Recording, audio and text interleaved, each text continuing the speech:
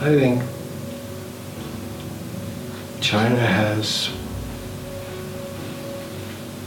a big responsibility to live up to its own ideals.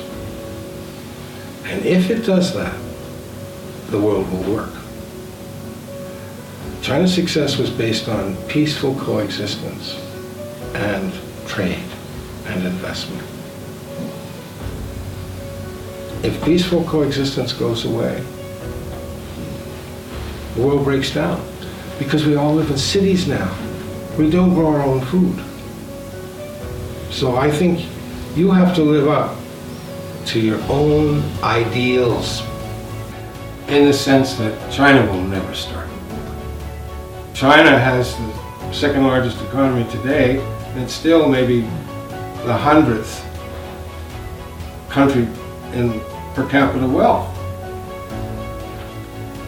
The only threat, the threats you touch, there are two threats.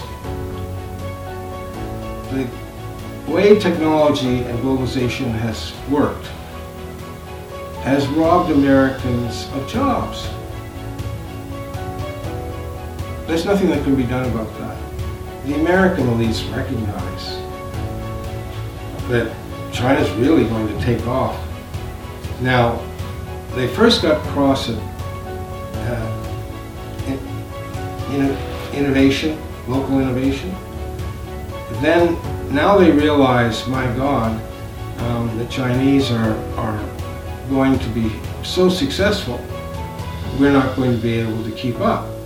And so they're lashing out. The principles of conflict, where I can succeed because you fail, won't work. In game theory, people use zero-sum game strategies until the competitive advantage they have disappears. Then they collaborate. Americans will get around to cooperating. They're just in shock right now.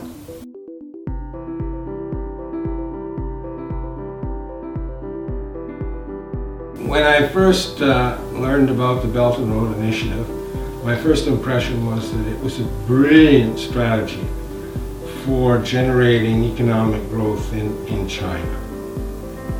I then began to realize it was a brilliant strategy in creating links for the Chinese economy. Initially it was the Belt and Road, and then it was all the way to Europe, and then it was all the way to South America. It's really a global phenomenon.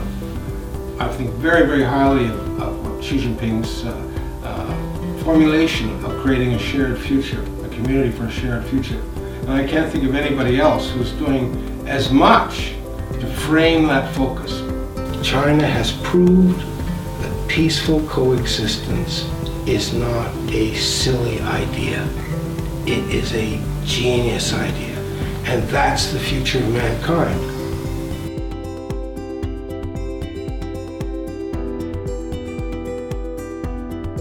China has gone from being the 100th poorest country in the world to having the second largest GDP. It's taken 700 million people that were working in the farm and put them in more productive roles in the city. It's becoming the leading country in terms of economic size.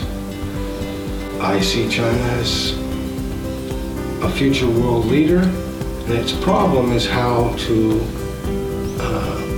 harmonize. It has to live up to its own ideals of harmony and peaceful coexistence.